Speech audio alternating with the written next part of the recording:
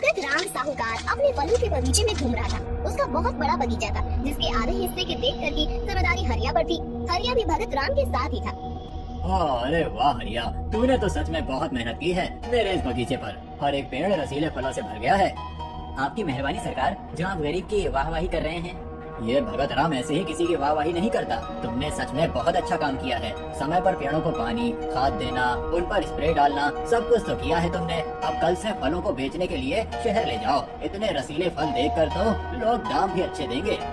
हाँ सरकार, देखना 4 दिनों में सारे के सारे फल बेच दूंगा, वो भी अच्छे मुनाफे के साथ। ये हुई ना बात। अगर मुनाफा अच्छा हुआ तो तुम्हें एक्स्ट्रा कमीशन भी दूंगा। तुम्हारे काम का इनाम। चलो अब बगीचे के दूसरे हिस्से को भी देख लेता हूँ। देखता हूँ उस बनवारी ने कैसा काम किया है। इनाम की बात सुनकर हरिया खुश हो गया। भगत राम बनवारी के हिस्से को देखने चला गया। बनवारी के हिस्से के बगीचे में कुछ खास फल नहीं थे। अरे बनवारी, ये क्या, कुछ काम करते हो कि नहीं बगीचे में, या सिर्फ सोए पड़े रहते हो? अरे नहीं नहीं मालिक, मैं तो बहुत काम करता हूँ। दिन में 4 बार पेड़ों को पानी देता हूँ, खाद डालता हूँ। अच्छा, फिर भी इन पेड़ों पर फल क्यों नहीं आ रहे, और जो हैं वो भी इतने छोटे से? अरे मालिक, वो अभी इन फलों का मौसम कहाँ है। 2 महीने रुकिए, फिर देखना ऐसे फल उगेंगे कि पेड़ों पर पत्ते कम और फल ज्यादा नजर आएंगे। गोल गोल बातें बनाना बंद कर। उस हरिया को देख, कितनी मेहनत से उसने बगीचे को बनाया है। कितने फल हैं पेड़ों पर, और तो किसी काम का नहीं है। लगता है मुझे बगीचे के इस हिस्से की जिम्मेदारी भी हरिया को ही देनी चाहिए। रात को हरिया घर आ गया। जी आज तो बहुत खुश लग रही है जी, क्या बात है? आज सरकार आए थे, बगीचे में लगे हुए फलों को देखकर बहुत खुश हो गए। कह रहे थे कि अगर ज्यादा मुनाफे के साथ फल बिक गए तो मुझे एक्स्ट्रा कमीशन देंगे। अरे वाह, ये तो अच्छी बात है। उधर बनवारी के घर क्या हुआ? ऐसे मुंह बिगाड़ कर क्यों आए हो? क्या बताऊँ, आज मालिक आ गए थे। लगता है ये काम भी हाथ से जाएगा। क्यों, ऐसा क्या हुआ?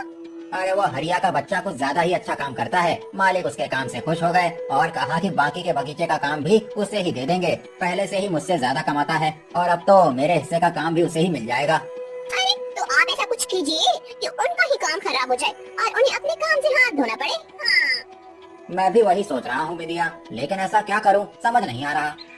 अगले दिन सुबह सुबह सबके जगने से पहले बनवारी ने 2 बंदर भगत राम के बगीचे में छोड़ दिए। उन बंदरों ने बगीचे को पूरा तहस नहस कर दिया। ढेर सारे फल उन्होंने खा लिए और बाकी जमीन पर फेंक दिए। साथ साथ उन्होंने पेड़ों का भी नुकसान कर दिया। अब हरिया बगीचे में आया और बगीचे की हालत देखी और वो हैरान हो गया। हे भगवान, ये सब क्या हो गया? अब सरकार को क्या जवाब दूंगा? आज तो मैं फल बेचने के लिए शहर ले जाने वाला था। हे राम, अब क्या होगा? हरिया सोच ही रहा था कि तभी भगत राम वहाँ आ जाता है। वो भी बगीचे की हालत देखता रह गया। बनवारी भी उनके पीछे पीछे आ गया। हरिया, क्या है ये सब? बगीचे की ऐसी हालत कैसे हो गई? मैं भी वही सोच रहा हूँ सरकार। कल रात को जब मैं यहाँ से गया था तब तो सब ठीक था। अरे तो रात में ऐसा क्या हो गया? ना आंधी आई ना तूफान, फिर भी सारे फल जमीन दोज कैसे हो गए? छोटा मुंह बड़ी बात मालिक, लेकिन मुझे लगता है कि ये कोई जानवर आया होगा जिसने बगीचे को तहस नहस कर दिया। लेकिन कोई जानवर कैसे आ सकता है? मैं तो बगीचे के गेट को ताला मार कर जाता हूँ। अरे अब जानवरों का क्या है, वो तो कूद कर भी अंदर आ सकते हैं ना। मालिक, मुझे लगता है कि बंदर आए होंगे, उन्होंने ही पूरे बगीचे को खराब कर दिया होगा। बनवारी सही कह रहा है। हरिया, तुम्हें ख्याल रखना चाहिए था। तुम्हारी वजह से आज मुझे हजारों का नुकसान हुआ है। अब तुम्हें काम पर आने की कोई जरूरत नहीं है। मैं किसी और को काम पर रख लूंगा। बनवारी, उस हिस्से के बगीचे की कैसी हालत है? चलो देखते हैं। बनवारी और भगत राम इस हिस्से में आकर देखने लगे। बंदरों ने इस हिस्से को भी नहीं छोड़ा था। हाय, मेरे पूरे बगीचे का सत्यानाश हो गया। अरे बनवारी, तूने भी ध्यान नहीं दिया था क्या? मालिक, मैं भी रात को घर गया था, तब सब कुछ ठीक था। अब बंदर तो बंदर ही होते हैं, जहाँ भी जाते हैं तबाही मचाते हैं। जाओ, कल से तुम्हें भी काम पर आने की जरूरत नहीं है। हरिया के साथ अब बनवारी का भी काम छूट गया था। हरिया के घर क्या हुआ जी? आप तो बड़ी जल्दी आ गए। आपको तो शहर जाना था ना? अब शहर जाने का कोई मतलब नहीं है। जब फल ही नहीं रहे तो शहर लेकर क्या जाऊंगा? मतलब? पता नहीं तारा कैसे, लेकिन बंदर घुस आए थे बगीचे में। पूरे बगीचे को तहस नहस कर दिया। एक फल भी नहीं बचा है। हे भगवान, ये कैसी मुसीबत आ गई? कहाँ सोचा था कि महीने के पगार के साथ कमीशन भी मिलेगा और यहाँ तो पगार ही नहीं रहा। हाँ तारा, सरकार ने मुझे काम से निकाल दिया है। अब आगे क्या करेंगे ये सोचकर मेरा सर फटा जा रहा है। आप ज्यादा मत सोचिए। अरे ये नौकरी चली गई तो क्या हुआ, हम दोनों मिलकर कुछ न कुछ कर लेंगे। बनवारी बहुत खुश होकर अपने घर आया। अपनी नौकरी चली गई, इसके दुख से ज्यादा हरिया की नौकरी जाने की बनवारी को ज्यादा खुशी हो रही थी। बिंदिया, हमारी तरकीब काम आ गई। हरिया की नौकरी चली गई। अरे उन बंदरों ने तो पूरे बगीचे में ऐसी तबाही मचाई कि पूछो मत। पूरे बगीचे में? मतलब आपके हिस्से में भी? हाँ, अब बंदर को क्या पता कि सिर्फ हरिया के हिस्से में तबाही मचानी थी। उन्होंने मेरे वाले हिस्से में भी नुकसान कर दिया। मतलब आपकी भी नौकरी गई? अरे नौकरी का क्या है, एक गई तो दूसरी मिल जाएगी। अच्छा तो ये है कि हरिया बेरोजगार हो गया। हमेशा वो भगत राम उस हरिया की वाहवाही करता था मेरे सामने। हरिया बहुत टेंशन में था। उसने कई जगहों पर नौकरी की बात चलाई, लेकिन उसे नौकरी नहीं मिल रही थी। फिर क्या करूं तारा, कुछ समझ नहीं आ रहा है। कितनी जगहों पर नौकरी ढूंढ ली लेकिन नौकरी नहीं मिल रही है। मेरे दिमाग में एक बात आ रही है, क्यों ना मैं रोटियां बनाने का काम शुरू कर लूं। आसपास के होटल में रोटियां की जरूरत तो पड़ती होंगी। मैं रोटियां बनाऊंगी और आप जाकर होटलों में पहुंचा देना। हाँ ये अच्छा है, ऐसा ही करते हैं। अगले दिन से तारा रोटियां बनाने लगी और हरिया जाकर उसे होटल में बेचने लगी। कुछ दिन बीत गए। तारा अब दिन की 100 रोटियां बनाकर बेचती थी। हरिया की हालत सुधरने लगी थी। हरिया को रोज अपनी साइकिल पर होटलों में जाते देख बनवारी को फिर से ईर्ष्या होने लगी। बिंदिया, तुमने देखा कुछ दिनों से हरिया साइकिल पर बड़ी बड़ी थैलियां भरकर कुछ बेचने जाता है। हाँ देखा मैंने। वो तारा भी आजकल उस बनिए से बहुत सारे गेहूं लेकर जाती है। लगता है कोई नया धंधा शुरू किया है दोनों ने मिलकर। हाँ ऐसा ही चलता रहा तो वो हमसे आगे निकल जाएगा। इनका कुछ करना पड़ेगा।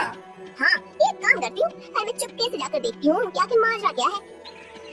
अगले दिन बिंदिया छुपकर हरिया की खेती से झांक कर देखने लगी। उसने देखा कि रसोई में ढेर सारी रोटियां रखी हुई थी। हरिया उन रोटियों को बांधकर अलग रख रहा था। हरिया ने सारी बंधी हुई रोटियों को एक बड़ी थैली में भर लिया। बिंदिया को सारी बात समझ आ गई। घर आकर मैंने पता कर लिया है जी कि आखिर उन लोगों का क्या चक्कर चल रहा है। वो तारा रोटियां बनाती है और हरिया जाकर उसे बेच आता है। बहुत सारी रोटियां बना रही थी वो तारा, कम से कम 100 रोटियां होंगी। क्या 100 रोटियां? अरे रोज इतनी रोटियां बेचते हैं वो लोग, मतलब मुनाफा भी काफी कमाते होंगे। कुछ भी करके उनका ये काम बंद होना चाहिए।